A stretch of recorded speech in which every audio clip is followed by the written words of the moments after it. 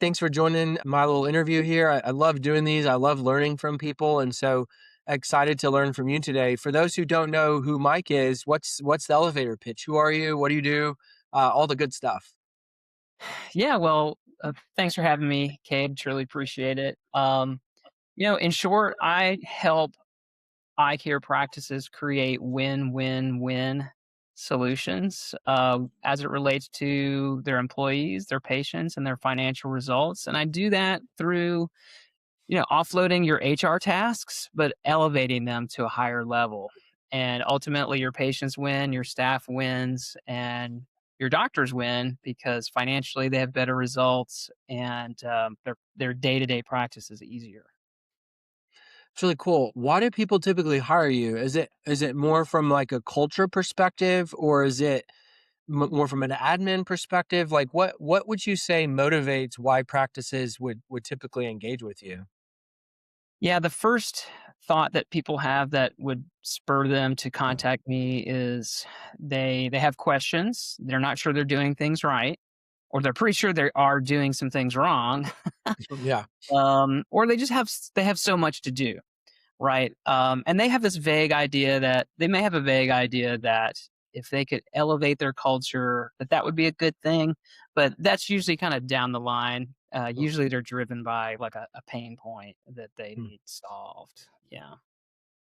That's cool. I'm most interested in the culture side. So, how would most practices, uh, from your perspective, define culture and what culture is, or like what have you kind of found if as you've been able to kind of pop the hood out of practice related to the people side? How would most of them define culture? Yeah. Well, this really runs the gamut, right? So there's some practices really understand culture and they get it, and there's a lot, maybe the vast majority, that it could mean pizza parties and ice cream. It Oh, could yeah. mean discipline and people are here and accountability.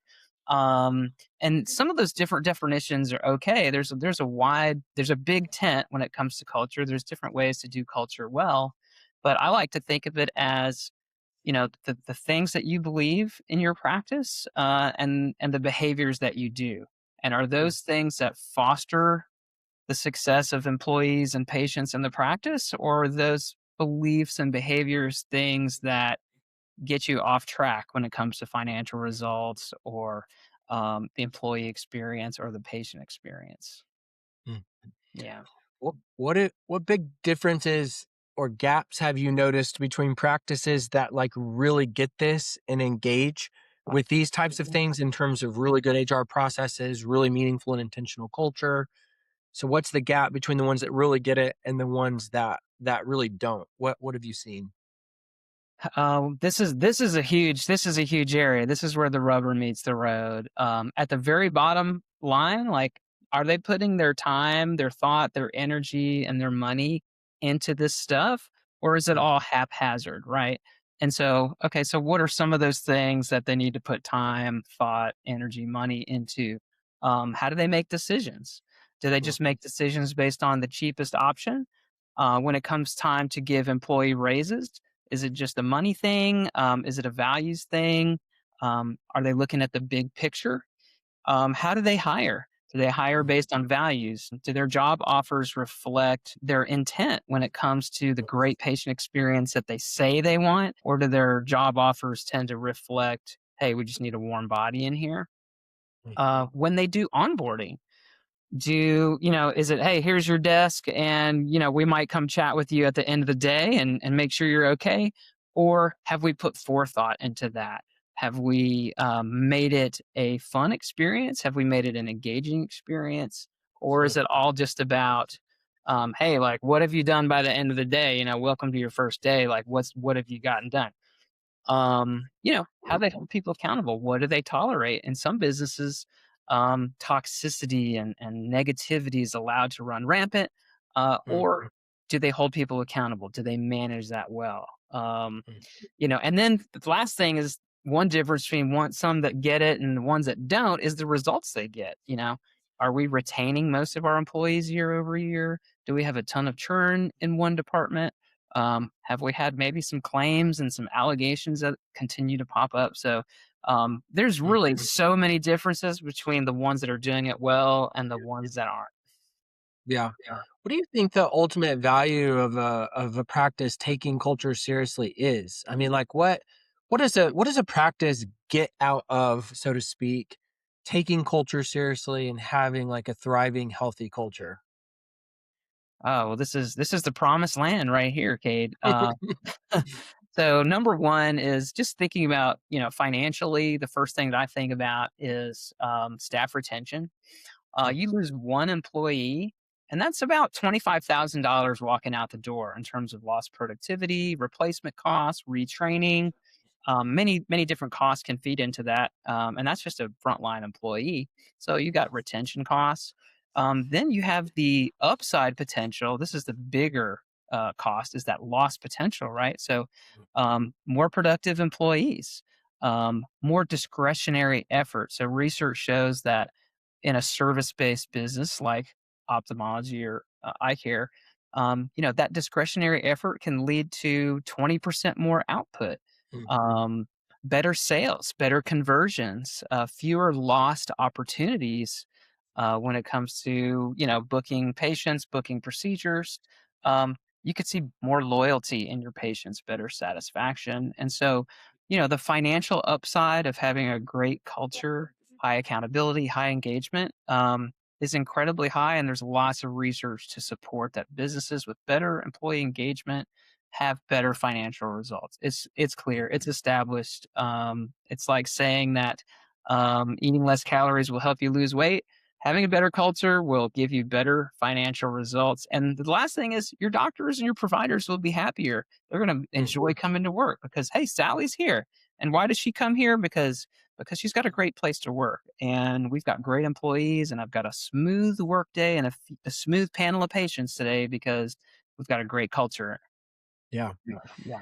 I'm sure you're familiar with the practice Vance Thompson Vision in South Dakota. They have 7 or 8 locations in South Dakota and Iowa and Montana and I think one in Colorado. But we're recording this the week after I visited their practice in Mm. person for the first time, and I cannot recommend, especially given the work that you do, I cannot recommend you go visit them for a day Okay. and experience, their practice. It is unlike anything in healthcare that I've ever experienced, and some of the things you've shared are quite visible in their practice Mm. in terms of the, like, longevity of their team. Alex, who walked me around the practice, she's been there, 18 years, I Yeah. think.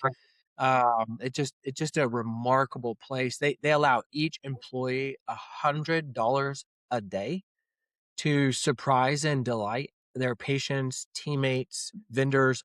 One employee some years ago, they were having a huge heat spell and they felt terrible for the FedEx driver. So they got this cooler, filled it full of drinks, put it at the front door, put a sign on it, said, "Hey, Mr. FedEx guy, these are for you." And yeah, I mean, they get this $100 a day allowance to surprise and delight people. Yeah.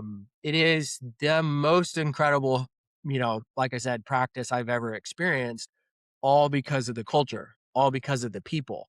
And so I got to see firsthand a lot of these things you're sharing, Mm. at their practice. Yeah, and that stuff it starts at the top, right? So something like the $100 a day, employees can't just do that on their own. So it has to start Right. at the top.